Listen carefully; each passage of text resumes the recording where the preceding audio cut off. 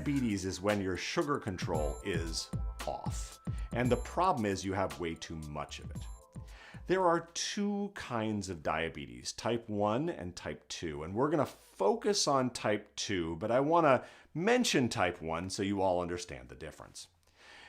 The hormones that regulate my sugar level and control the level in my blood to keep it around 100 are insulin, and then on the other side, glucagon, and also the stress hormone, cortisol. Well, and also growth hormone even does it. So there's lots of them over here, but the key one over here is insulin. Insulin's job is to put the sugar away after you eat it. So let's say you have enough energy and you say, I want another piece of pie. You eat that pie, you get a bunch of sugar in you. And your body says, we're good on the energy stores. We need to save this sugar for a bad day. This is when insulin comes along. Insulin levels go up. That's secreted by your pancreas. And that sends a signal to all the fat cells in your body saying, hey, time to absorb sugar and grow some new fat because we don't really need this energy. It's here as an extra bonus. And your fat cells start storing up the sugar. Diabetes is a problem where your insulin doesn't work. Now, there are two types, like I said, type 1 and type 2. In type 1 diabetes, the problem is you can't make insulin. Type 1 diabetes is more common in kids. It usually happens in maybe the first or second decade of life, and it's typically what we call an autoimmune disease. This is a disease where the immune system attacks the pancreas and prevents it from being able to make insulin. It's an accident. The body's immune system is being dumb. It thinks it's attacking a virus or a bacteria or something, and it's killing the pancreas, and specifically those very cells called the islet cells that make the insulin. This is catastrophic to kids, and there for the rest of their life, they will be needed to take extra sources of insulin to make up for the fact that the pancreas isn't doing it. That's type 1 disease. Type 2 disease is the one we're going to focus on. Now, in type 2 disease, the primary problem is not the pancreas making the insulin. You got plenty of insulin. The problem is that the body isn't listening to the insulin.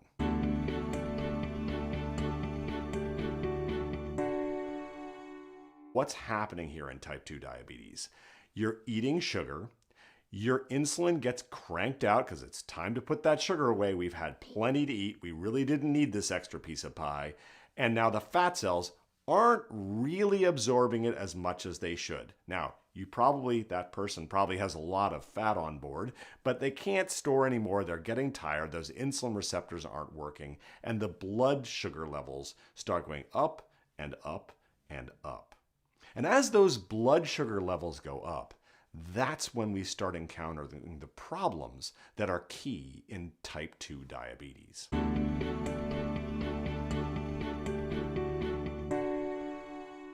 Type 2 diabetes is rampant in the United States right now. What that means is 1 in 10 Americans has diabetes. We're talking about at least 34 million people.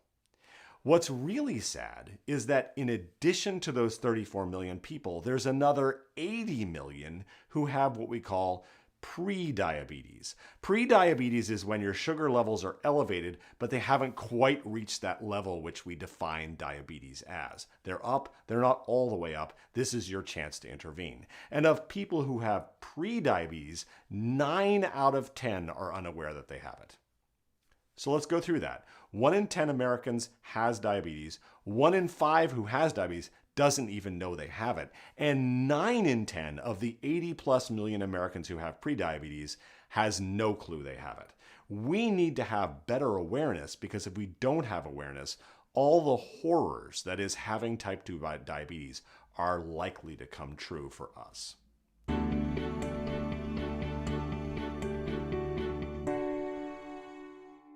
So what are the things that cause diabetes? What are the things that we do or we have that make us prone to having diabetes? Well, the first is age.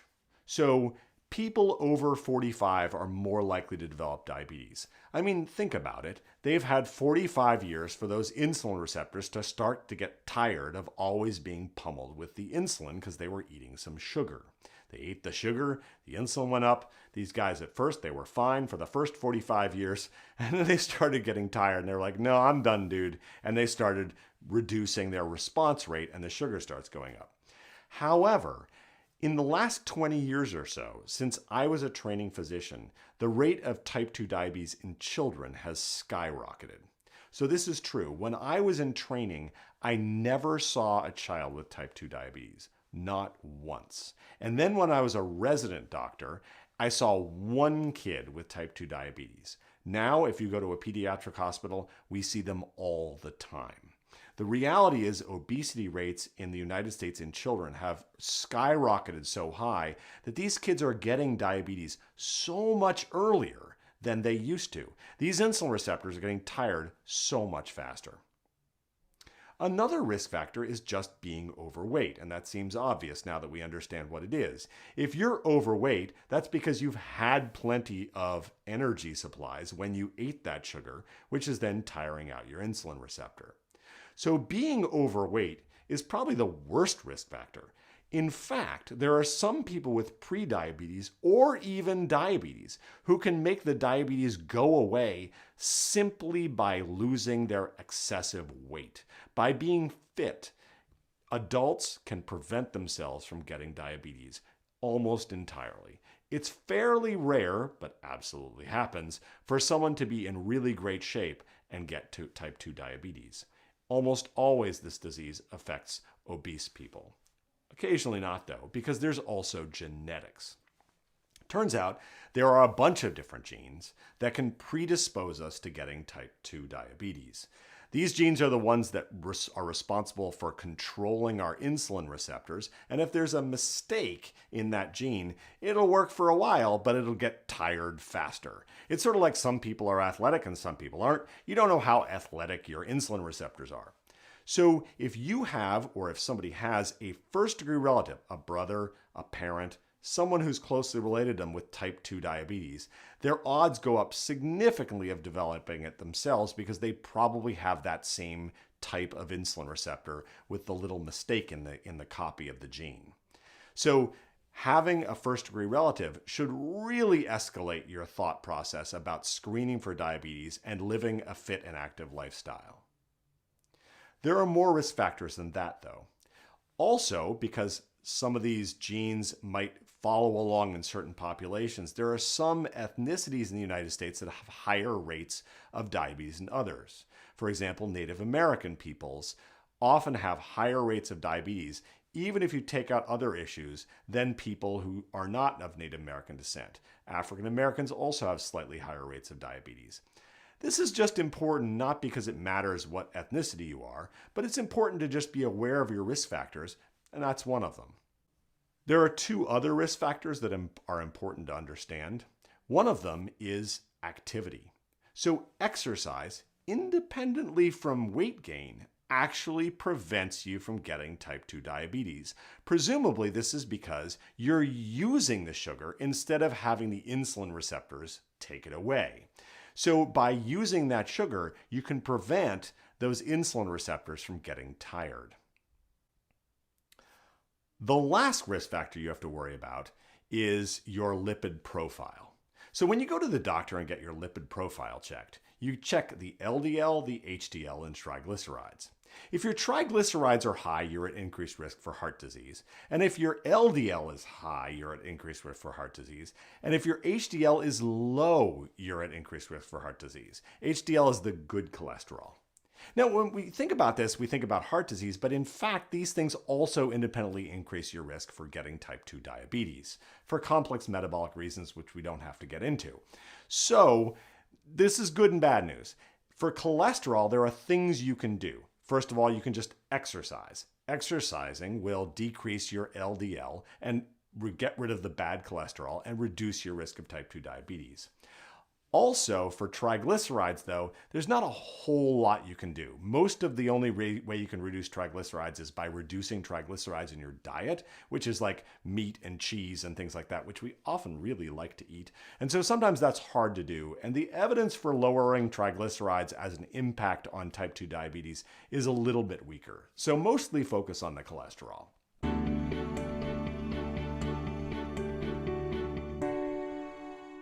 So if you find yourself sort of being a little bit low on energy, you have to think about the possibility of type 2 diabetes.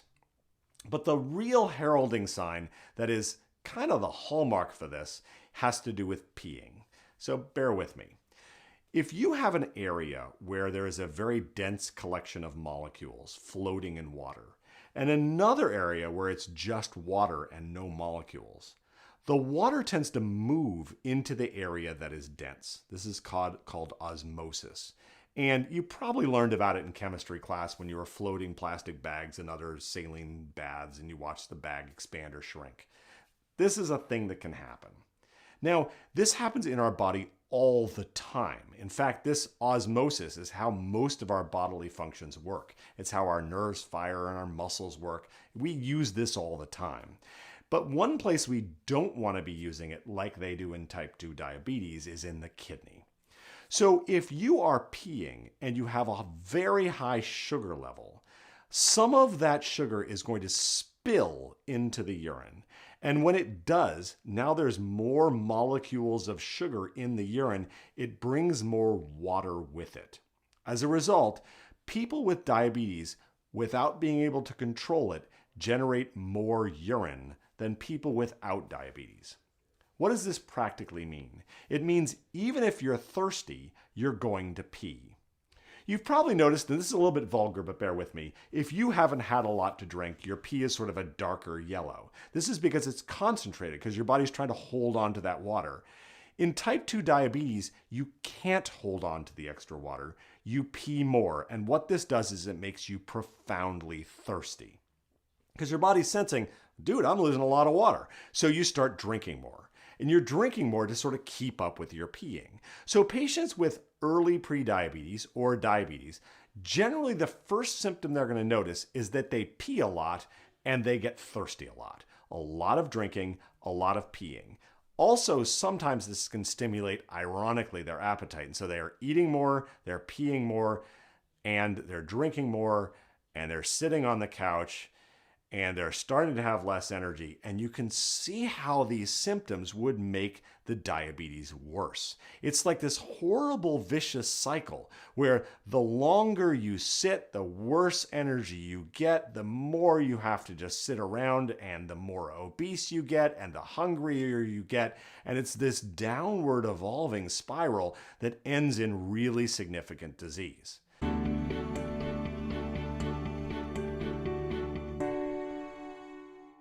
The first symptom that you're going to have that is really dangerous for you, or at least the most common symptom, has to do with the cardiovascular system. That's your heart and your blood vessels. And diabetes affects both of those in sort of horrible ways. The first one is it affects your heart. And what it does to your heart is it makes the muscles a little bit more boggy and baggy and doesn't really pump very well. And so your heart pump is working less well. You're getting less blood out of your heart every time it pumps. It's like if the water pump that's feeding your house pressure just starts running out of energy and you're getting less water coming out of the tap. But that's only half of the story, because the other thing that diabetes does, and this relates also to those HDL and LDL and triglycerides, is you start developing plaques on the arteries when you have diabetes at a faster rate than when you don't. And those plaques are called atherosclerosis. You've probably heard about that. But what that means is the size of the pipe that's going out to the body is narrower. Imagine your house now. You've got a really bad water pump and your pipes are starting to get narrower. Can you imagine how horrible the water would be coming out of the tap? Well, that causes a few things. First, the blood isn't being sent to the tissues that need it, and that causes all kinds of problems. Additionally, because blood likes to clot when it isn't moving very fast, you start forming clots inside your body. Bear with me and remember this. Last time you cut yourself or you had an injury and you were bleeding, you noticed that pretty quickly that blood just started oozing out and then it just got stuck and formed a clot. And that's because you don't want to bleed. You don't want to bleed to death because of a simple cut. So your body's ability to clot is robust. What protects us from clotting, or one of the three things that protects us from clotting, is that the blood is always moving. And you can imagine in diabetes, if the blood isn't moving very well and is sort of sludgy as it goes through the blood vessels, you can form clots. And those clots can go places. For instance, you could have a stroke, or you could have a clot that gets into the blood vessels feeding the heart itself, and you can have a heart attack. Or the clot can go into the lungs, and you can have something called a pulmonary embolus, which is really horrible. Or the clot can just go somewhere, your gut. You can have an infarction of your gut, which is terrible. So these kinds of things can happen in diabetes. Another body system that gets all mucked up with diabetes is your neurologic system, or your peripheral nerves. These are the nerves that go from the brain and the spinal cord, really, out to the body to sense the environment. And these start to die off. As these start to die off because of these high sugar levels and other problems with clots and things like that, is that you aren't able to feel your environment quite as well. You start to lose sensation. And it's most typically in the longest nerves that you're going to have problems. There's more opportunity for something to go wrong. So the first place you start having this problem is in your feet. That's the longest nerve to get up to your head. As a result, by losing sensation in your feet, you're stubbing your toes more, you're injuring your feet more. And we'll talk about your immune system in a second, because this sets you up for a real humdinger, which is bad diabetic feet. But let's talk a little bit about the nerves that also go to your heart, because those can be injured too. And then your heart will start having arrhythmias. It won't pump right. It won't be a regular lub-dub, lub-dub. It'll be an abnormal rhythm. And that further sets you up for things like clots and heart attacks. Now, another system that doesn't quite work right in type 2 diabetes, and this takes a few years, a couple decades even, to really get going, is your immune system can start to go haywire. And if your immune system is going haywire, you're at really increased risk for getting infections. Now, remember your feet that you're stubbing? That's often where the infections start. And patients with diabetes often get horrible infectious ulcers on their feet from really weird bacteria like Pseudomonas, which normal people don't typically get. And Pseudomonas is everywhere. It's in hot tubs, it's in swimming pools, it's growing in your armpits, it's everywhere. And this bacteria starts invading your skin because taking advantage of that bad immune system and the little bruises and cuts on your feet because you aren't feeling very well, and you start losing valuable parts of your feet. Patients with diabetes can lose toes or even get amputations as a result of this death of this foot tissue, and that can be debilitating. Imagine if now, how are you going to get exercise if you don't have your feet? This can be incredibly challenging and is often heralds a really quick decline for these patients. Another problem that can happen is the nerves in your brain, and that has to do with Alzheimer's disease. So patients with diabetes are at higher risk for getting Alzheimer's disease than patients without diabetes. Another problem that can happen is in your eyes and your kidneys. So your eyes can go bad and you can start to lose vision, which is awful. And then your kidneys can also go bad, and that's especially problematic because when your kidneys go bad, your blood pressure starts climbing, and that in turn is going to drive some of those problems like the high blood pressure, which then is another reason you can have a stroke. So it's really challenging in these patients because you can see all the systems start deteriorating. All of them are deteriorating because of one primary issue, which is that high sugar level and that insulin receptor getting tired.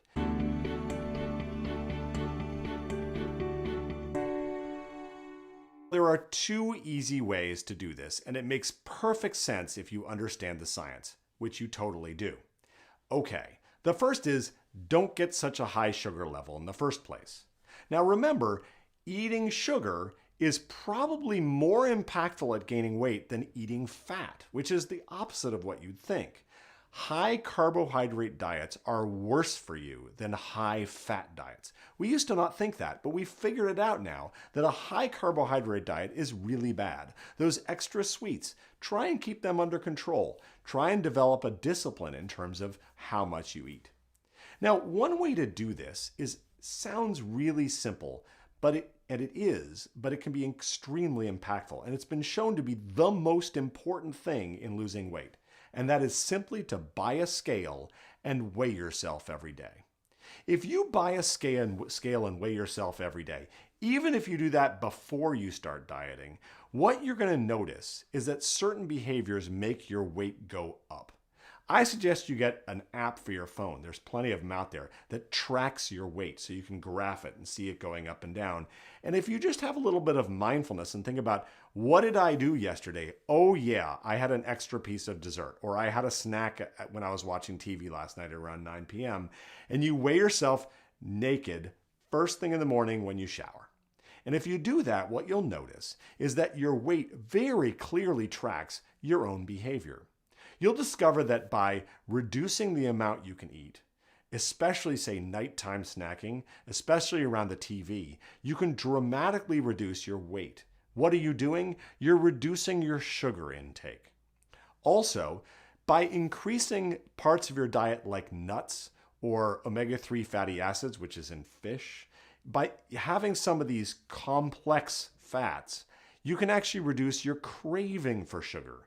You're skewing your diet more towards the healthy fats and away from the carbohydrates in a way that won't demand as much of those insulin receptors that are getting kind of tired. The next thing you can do is to use the sugar up before it has to be stored away. Actually use the energy. And what that means is exercise. So, I went to my doctor for the first time when I was 50.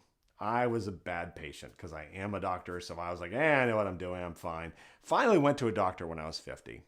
And this is true. He checked my cholesterol levels, and I was astonished to find out that my LDL was a little bit high. It wasn't high enough to sort of start needing a drug to control my cholesterol, but it was high enough that he said, look, man, if you don't start exercising, you're going to need to use one of those drugs.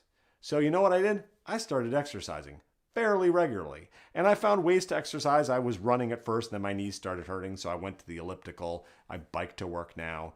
And my LDL the next year when I was 51, I'm now 51, came down and I don't need any medications. I'm doing a good job. What I was also doing was preventing type 2 diabetes. That exercise, that using of the sugar before it gets stored, means the insulin receptor doesn't get tired. So it's a really important thing to get regular exercise.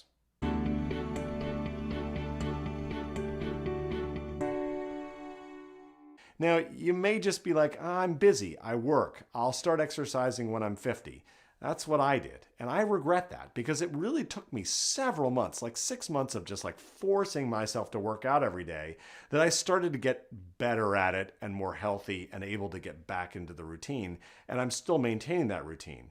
It can require a lot of willpower to get going, but the longer you wait, the more willpower it takes. So what's key is start now. If you're not exercising regularly, you should be. Now, it doesn't have to be a whole lot of exercise. Evidence shows that you can exercise intensely even 10 minutes a day, and that might make a bit of a difference. Of course, the more the merrier. The way to know about whether you're doing the exercise correctly has to do with your heart rate. Don't so much think about how many miles should I walk or how many miles should I run. Think about how long am I maintaining a heart rate that's a little bit elevated. And you should talk to your doctor about what your goals should be in terms of your exercise tolerance.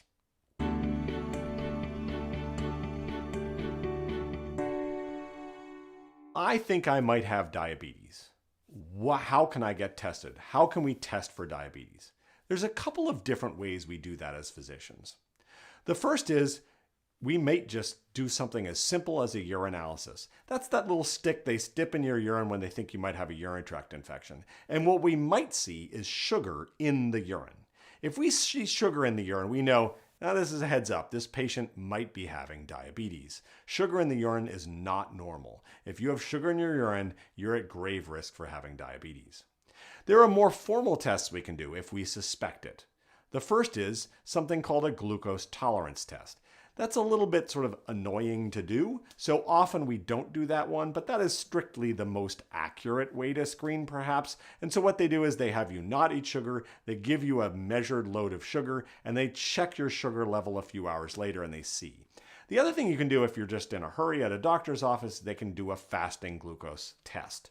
So they just say, all right, make sure you don't eat for 2 hours before you show up to the doctor's office. We'll prick your finger and we'll check your sugar level. And it really should be below 126. If it is, you're good. If it's above, we're worried. The last test you can do for diabetes is something called the hemoglobin A1C. Hemoglobin A1C, it sounds weird, like what does that mean? Well, you have molecules in your blood that float around and deliver oxygen. That's your hemoglobin. That's a part of your red blood cell. And sometimes sugar, if it's in there, can start to stick to the hemoglobin, and you can get a buildup of this A1C version that is a sign that your sugar levels have been high. The reason why this is a cool test is because it really doesn't tell you whether you have a high sugar right now. It tells you whether you have a high sugar over the last several months. So this is something that you can't really fix right away, but you can measure that whether are you on a long term being constantly exposed to high levels of sugar, and that's your hemoglobin A1C. And if that's abnormal, there's a pretty high risk that you might have type 2 diabetes.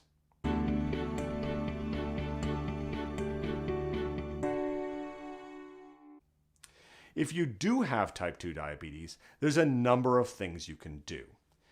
Like I've said, the key components to type 2 diabetes is reducing your sugar level, which means your doctor is going to really encourage you to start getting exercise and reducing other habits that put you at risk for all the complications of diabetes. For instance, smoking. Stop smoking, which is sometimes makes your weight go up a little bit, but you want to reduce smoking because that also affects the heart, and now you have the double whammy. But most important in terms of diabetes is once you have it, most people end up being on medications that help the insulin receptors work. So these drugs, there's a bunch of them out there, glucophage, metformin, we can go through the list, there's tons of them, and they're used in certain circumstances, and this is a pretty involved level of medical science. But your doctor will prescribe medications that help lower the sugar. And then if it's been going on for a very long time, you may actually require insulin. But we'd like to prevent you from getting to the point where you have to take medications every day, where you are so sleepy you can't get off the couch, where you're waking up at night to pee because you can't control the sugar spilling into urine and the water's coming afterwards, where you're always thirsty. That state of being a type 2 diabetic is exhausting.